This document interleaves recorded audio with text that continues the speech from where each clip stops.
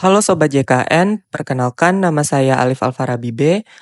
Selamat datang di video podcast BPJS Kesehatan Kantor Cabang Muara Bungo. Dan pada episode kali ini, kita akan membahas mengenai jenis-jenis pelayanan FKTP. Dan di sini kita udah kedatangan beberapa bintang tamu yang sangat paham di bidang ini. Oke, kakak-kakak boleh perkenalkan namanya terlebih dahulu? Halo Sobat JKN, kenalin aku Elena Cornelia dari bidang Yanfaskes di Staf Mutu Layanan Kesehatan. Salam kenal semuanya. Halo Sobat JKN, perkenalkan nama saya Nia Delzaria. Saya dari bagian Mutu Yanfaskes di Staf Edukasi Penanganan Pengaduan Rumah Sakit. Salam kenal Sobat JKN. Halo Sobat JKN semuanya, kenalin aku Fani, aku juga bagian ataupun staf dari Mutu Yanfaskes, bagian dari EP3RS bersama Kak Nia. Nah, Sobat JKN, seperti yang telah aku bilang tadi, di sini kita akan membahas tuntas terkait layanan yang ada di FKTP. Oh iya, boleh itu Lip. Apalagi ini sangat cocok untuk Sobat JKN yang ngerasa, kenapa sih harus berobat ke puskesmas dulu? Atau ini untuk Sobat JKN yang mungkin pernah bingung, kapan sih saya boleh langsung ke rumah sakit? Tapi tenang, semua akan kita jawab pada hari ini ya. Lengkap dengan alasan medis, sistem rujukan, sampai hak peserta. Karena ternyata di balik alur itu ada sistem pelayanan berjenjang dan terintegrasi yang dirancang demi pemerataan dan tentunya keberlangsungan program JKN itu sendiri, Lip. Wah, menarik banget kan? Pasti Sobat JKN udah nggak sabar nih untuk mendengarkan penjelasan dari kakak-kakak sekalian. Nah, di sini kita langsung aja ya Kak masuk ke pertanyaan pertamanya. Nah, di sini sebenarnya bisa nggak sih Kak dijelasin dulu apa sih yang dimaksud dengan FKTP itu? Nah, bener juga nih. Jadi, sebelum kita masuk lebih dalam pembahasan mengenai FKTP itu, kayaknya kita memang harus mulai dari hal dasar dulu nih, Nip. Dan sobat-sobat JKN semuanya. Jadi, FKTP ataupun fasilitas kesehatan tingkat pertama itu adalah fasilitas pelayanan kesehatan yang digunakan untuk menyelenggarakan upaya pelayanan kesehatan perorangan, baik promotif, preventif, kuratif, maupun rehabilitatif yang dilakukan oleh pemerintah daerah, ataupun masyarakat, Lip. Begitu. Nah, untuk tambahan informasi, mungkin masih ada nih beberapa Sobat JKN yang masih belum tahu FKTP tadi itu sebenarnya apa aja sih. Nah, di sini aku jelaskan sedikit ya. Jadi, yang termasuk ke dalam kategori fasilitas kesehatan tingkat pertama atau FKTP itu diantara lain, itu ada puskesmas. Terus ada klinik pratama yang mana kliniknya itu termasuk ada klinik yang rawat jalan, juga ada mungkin ada tipe klinik yang rawat inap. Terus juga ada nih tempat praktik mandiri dokter dan juga tempat praktik mandiri dokter gigi. Jadi gitu, Lip. Wah, informatif banget ya Kak. Nah, jadi untuk jenis-jenis layanan kesehatan yang bisa kita dapat di FKTP itu apa aja Kak? Jadi, Liv, jenis-jenis pelayanan di FKTP itu berdasarkan Peraturan Menteri Kesehatan Nomor 3 Tahun 2023 tentang standar tarif pelayanan kesehatan dalam penyelenggaraan program JKN, yaitu ada yang pertama, administrasi pelayanan yang terdiri dari pendaftaran, pencatatan rekam medis, dan administrasi pelayanan lainnya. Yang kedua, pelayanan promotif dan preventif yang terdiri dari penyuluhan kesehatan perorangan, imunisasi dasar rutin, screening kesehatan, misalnya deteksi dini hipertensi, diabetes, dan kanker serviks. Selanjutnya itu pemeriksaan fisik balita untuk deteksi stunting dan wasting. Yang ketiga, pelayanan medis tingkat pertama atau non-spesialistik yang terdiri dari pemeriksaan dan pengobatan umum, konsultasi medis, tindakan medis ringan, misalnya penjahitan luka kecil dan cabut kuku, lalu rawat inap ringan bila FKTP menyediakan. Yang keempat, pelayanan kesehatan gigi dan mulut, yang terdiri dari pemeriksaan gigi dasar, tambal gigi sederhana, pencabutan gigi sulung atau permanen yang sederhana, lalu konseling dan edukasi kesehatan gigi. Yang kelima, pelayanan keluarga berencana atau KB, yang terdiri dari konseling dan penyuluhan KB, pemasangan dan pelepasan alat kontrasepsi seperti IUD, implan, dan suntik KB. Yang keenam, pelayanan obat dan bahan medis habis pakai, yang terdiri dari pemberian obat sesuai formularium nasional atau Fornas, lalu alat medis habis pakai, misalnya perban, kapas, dan jarum suntik. Yang ketujuh, pemeriksaan penunjang diagnostik dasar, yang terdiri dari pemeriksaan laboratorium sederhana seperti gula darah, kolesterol, dan hemoglobin, lalu tes kehamilan, dan urinalisis sederhana. Yang kedelapan, pelayanan telemedicine, seperti konsultasi kesehatan jarak jauh dengan dokter yang ada di FKTP.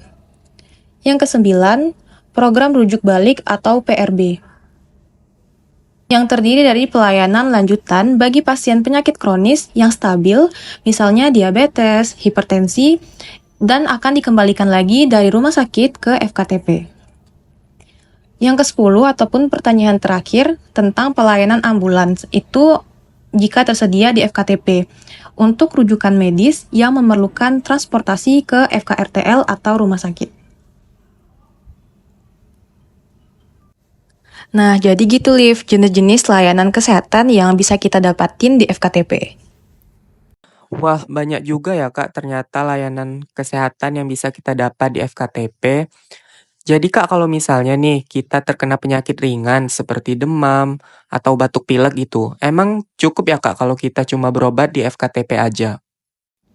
Ya, sangat cukup, Lip. Seperti yang telah dijelaskan Kak Pani tadi, bahwa di FKTP itu mencakup Puskesmas, klinik pratama, dan juga dokter praktek perorangan yang bekerja sama dengan BPJS Kesehatan. Berdasarkan Peraturan Presiden Nomor 82 Tahun 2018, FKTP itu adalah garda terdepan dalam sistem pelayanan JKN yang berjenjang. Artinya, layanan kesehatan dimulai dari FKTP, Lip, termasuk untuk kasus penyakit ringan seperti demam, batuk dan pilek, sakit kepala ringan, gangguan pencernaan ringan, luka ringan, serta keluhan kesehatan umum lainnya. Mungkin Sobat JKN itu masih ngerasa apa cukup sih pelayanan tersebut di FKTP saja? Ya cukup dong, karena tenaga medis di FKTP memiliki kompetensi untuk menangani keluhan umum tersebut. Bahkan menurut Permenkes nomor 71 tahun 2013, FKTP memang ditugaskan untuk melakukan pelayanan medis dasar termasuk diagnosis, pengobatan, serta tindakan medis ringan. FKTP juga dilengkapi dengan obat-obatan generik sesuai standar yang cukup untuk menangani penyakit-penyakit ringan hingga sedang. Dan yang penting, seluruh layanan tersebut ditanggung penuh oleh BPJS Kesehatan tanpa biaya tambahan selama sesuai prosedur ya. Nah, gitu Sobat JKN. Jadi kalau misalnya Sobat JKN ada yang kena penyakit ringan seperti demam dan batuk pilek tadi, itu udah cukup banget loh untuk berobat di FKTP. Nah Kak, ini ada pertanyaan lagi nih. Kalau misalnya nih, Sobat JKN itu ada yang seorang ibu hamil. Nah, untuk pemeriksaannya itu apakah bisa ditangani di FKTP juga? Bisa banget, Liv, karena pemeriksaan ibu hamil itu memang seharusnya dimulai dari FKTP. FKTP atau Fasilitas Kesehatan Tingkat Pertama bukan hanya tempat berobat saat kita sakit, tapi juga tempat untuk mendapatkan layanan kesehatan dasar yang sangat penting, termasuk untuk ibu hamil, ibu menyusui, dan anak-anak. Sesuai dengan ketentuan dalam Perpres 82 tahun 2018, FKTP memberikan berbagai layanan, di antaranya pemeriksaan kehamilan secara rutin, imunisasi dasar lengkap untuk bayi dan balita, pemantauan tumbuh kembang anak, konseling gizi dan laktasi, pelayanan keluarga berencana atau KB, pemeriksaan nifas dan pasca melahirkan. Dan semuanya ini sudah dijamin dalam Program Jaminan Kesehatan Nasional atau JKN tanpa ada biaya tambahan selama sesuai prosedur dan dilakukan di fasilitas kesehatan yang bekerja sama dengan BPJS Kesehatan. Wah, sebenarnya banyak banget ya Kak ternyata pelayanan yang bisa kita dapatkan di FKTP. Nah Kak, di sini ada pertanyaan yang selalu Alif dengar dari sobat-sobat JKN nih Kak. Jadi bisa nggak sih Kak kalau Sobat JKN itu misalnya mereka mau berobat, itu langsung ke rumah sakit tanpa lewat FKTP dulu? Nah, jadi gini Lip dan sobat-sobat JKN semuanya. Dalam sistem JKN ataupun Jaminan Kesehatan Nasional yang dikelola oleh BPJS Kesehatan, itu ada yang namanya sistem berjenjang. Artinya, kita sebagai peserta biasanya memang harus datang dulu ke fasilitas kesehatan tingkat pertama. Seperti tadi mungkin udah dijelasin ya, ada puskesmas, dokter umum perorangan, klinik, ataupun dokter gigi. Nah, FKTP ini tuh ibaratnya gerbang utama buat ngatur pelayanan kesehatan kita. Kalau keluhan kita bisa ditangani di sana, sebenarnya ya cukup di sana aja. Tapi kalau perlu penanganan lebih lanjut, FKTP lah yang akan merujuk kita ke rumah sakit. Tapi untuk pertanyaan tadi, ini ada pengecualiannya loh.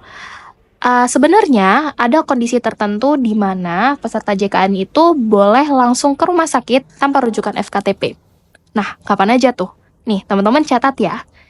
Itu salah satunya adalah dalam keadaan gawat darurat.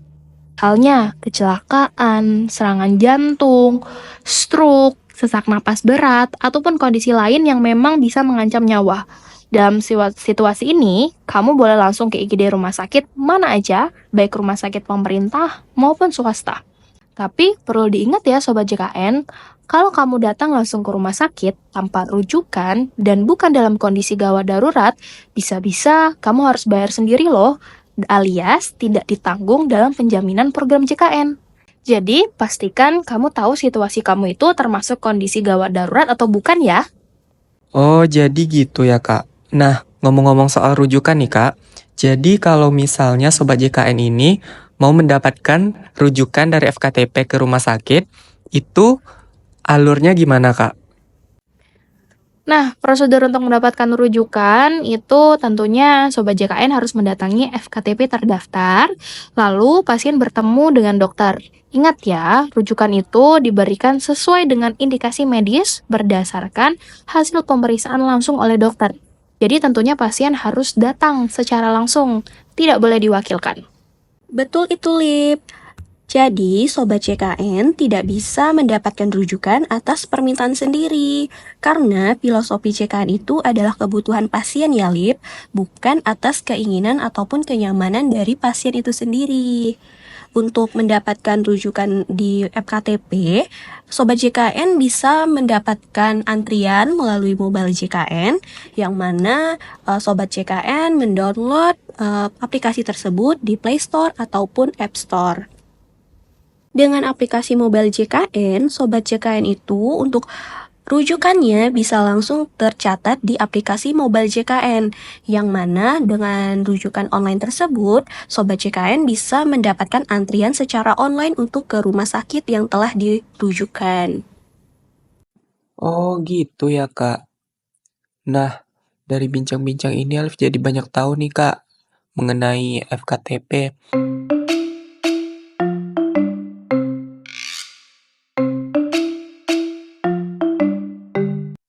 Terima kasih sudah mendengarkan podcast kami hari ini. Semoga obrolan kita soal fasilitas kesehatan tingkat pertama bisa nambah wawasan kamu. Dan bikin kita semua sadar akan pentingnya peran FKTP dalam menjaga kesehatan sejak dini. Jangan ragu buat manfaatin layanan FKTP yang ada di sekitar kamu, dekat, terjangkau, dan preventif. Sampai ketemu di episode berikutnya. Tetap sehat, tetap semangat, dan jangan lupa gunakan FKTP sebagai langkah pertama untuk hidup lebih sehat. Bye!